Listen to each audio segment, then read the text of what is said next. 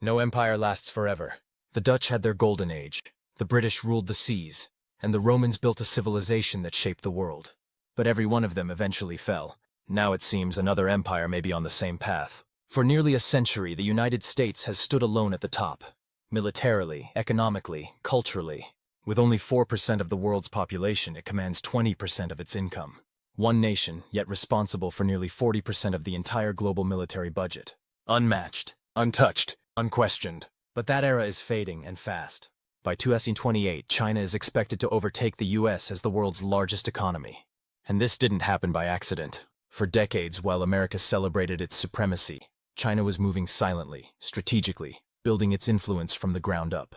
Since 2010, it has poured over $1 trillion into developing countries, forming alliances, building infrastructure, establishing control. It was never just about catching up. It was about laying the foundation for something bigger, a new world order with China at the center. Meanwhile, the American-led world order has never looked more fragile. Its national debt has ballooned beyond comprehension. Interest payments alone now consume 1/6 of the entire federal budget.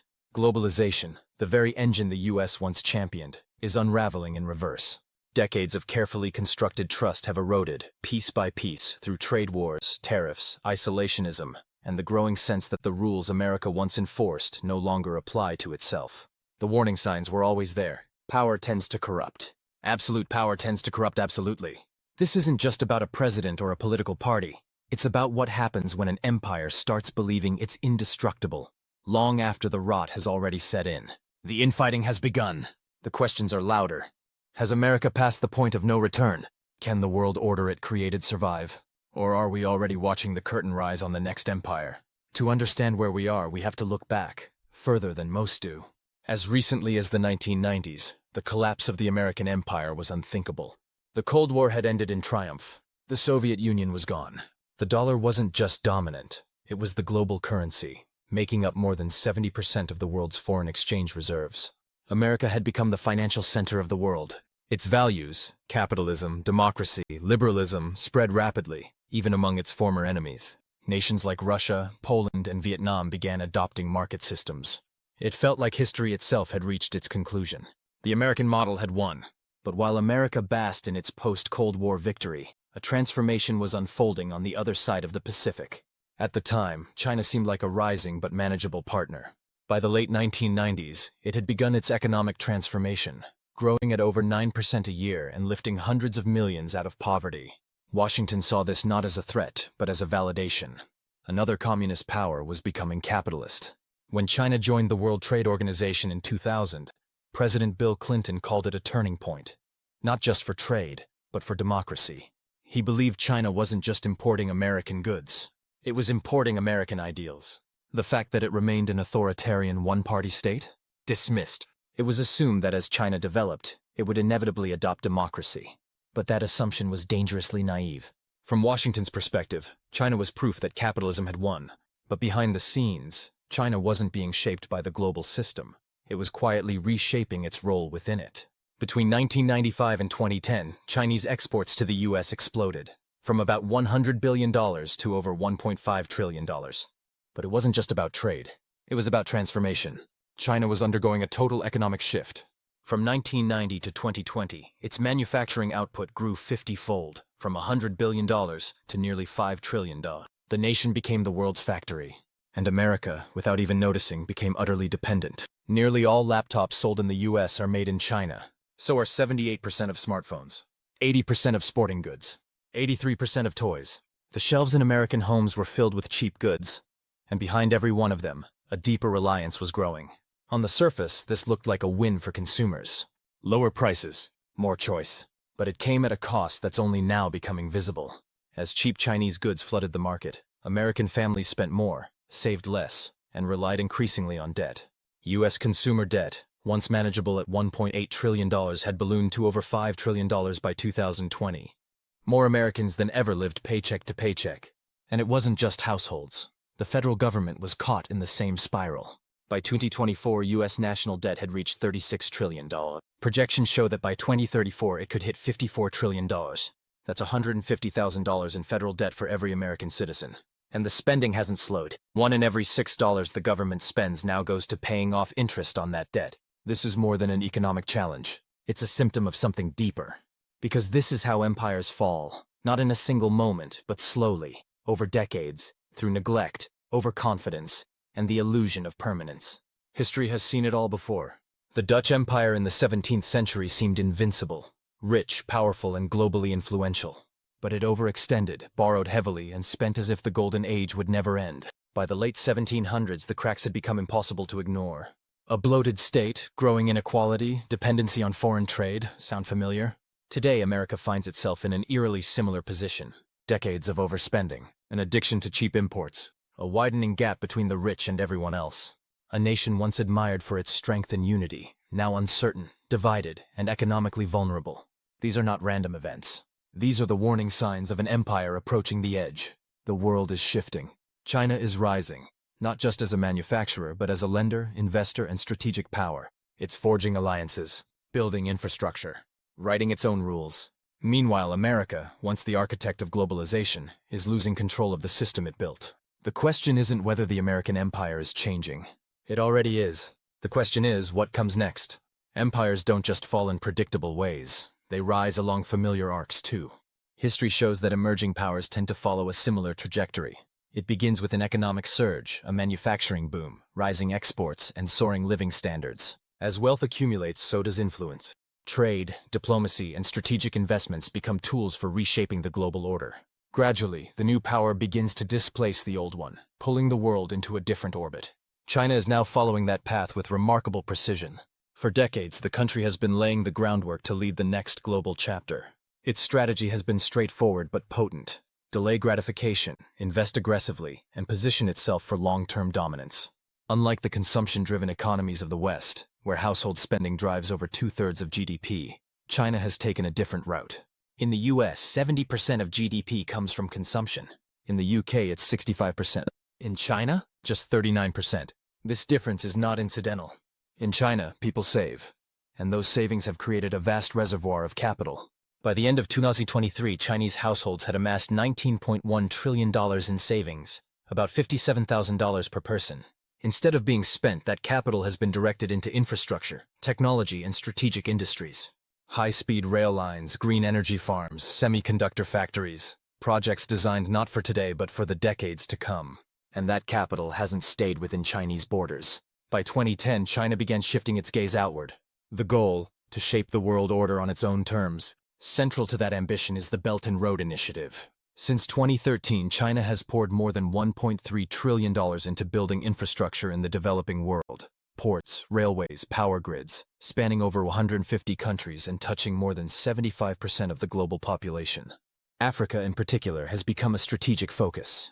By 2050, over a quarter of the world's population will live on the continent. China has responded accordingly, financing over 12,000 kilometers of roads, constructing more than 20 ports, and developing 80 power facilities across Africa in just the past decade.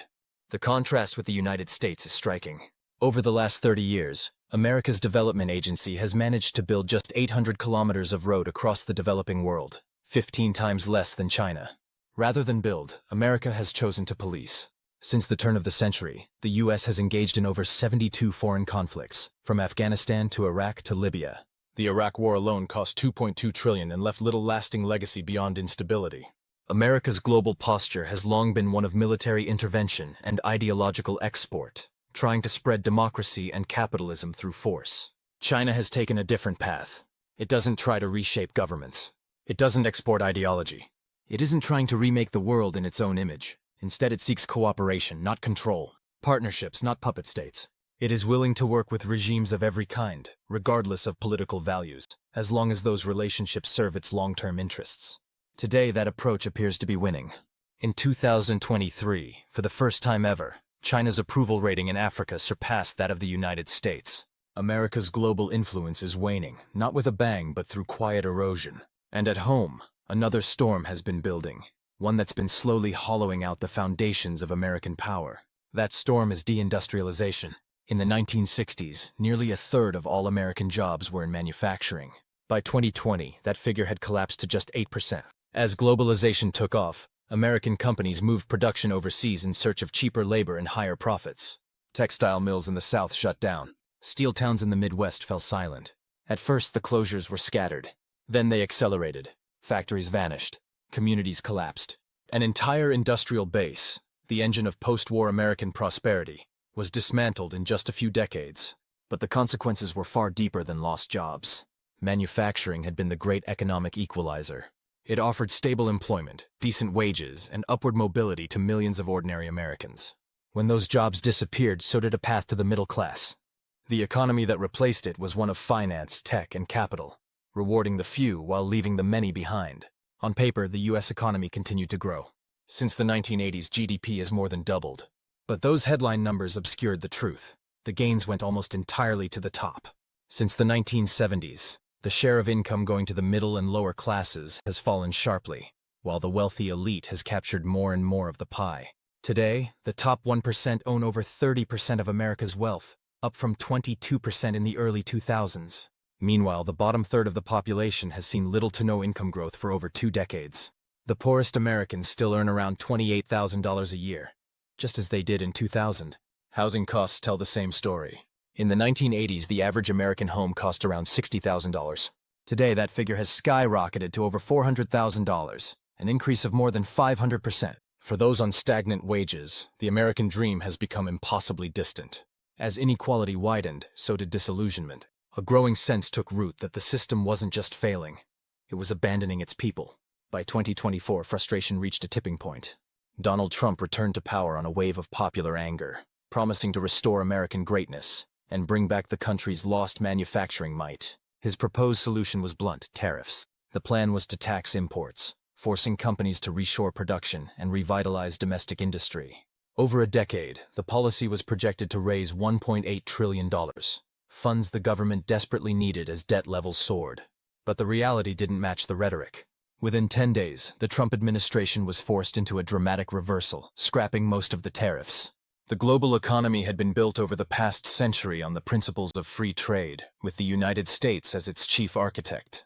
When the U.S. suddenly turned its back on that system, markets panicked, and investors turned their attention to a single looming vulnerability: the bond market. America's government debt now exceeds $33 trillion. A mere 1% increase in interest rates adds over $300 billion in annual borrowing costs. If investor confidence collapses and interest rates spike, the U.S. could face a full-blown fiscal crisis. The bond market, the cornerstone of American financial credibility, had become a potential trigger point. The failed tariff policy wasn't just a misstep, it was a red flag. Historically, fading empires respond to decline not with strategy, but with desperation. From Rome to Britain, declining powers have lashed out with protectionism, isolation, and reactive decisions. America's sudden retreat from the very global system it created is not a sign of strength. It's a symptom of decline. So where does that leave the global order? For the better part of a century, the United States reigned as the world's unchallenged superpower. But that era is starting to fracture. America's dominance was built on strong institutions, industrial power, and economic opportunity. Now all three are under pressure. Debt is mounting. Inequality is rising. Confidence is fading. Across the Pacific, China has been playing the long game. While America borrowed to spend, China saved to invest. While the U.S. dismantled its industrial base, China built the factories of the future. The contrast is striking. A nation addicted to short-term thinking versus one committed to long-term stability. One system driven by consumption and debt, the other by investment and discipline. As America grapples with the consequences of decades of economic choices, the world is beginning to look elsewhere for leadership. And increasingly, it's looking toward China, not as a rising power, but as the next one. The American century may not be over just yet, but the Chinese century is no longer a question of if. It's a question of when.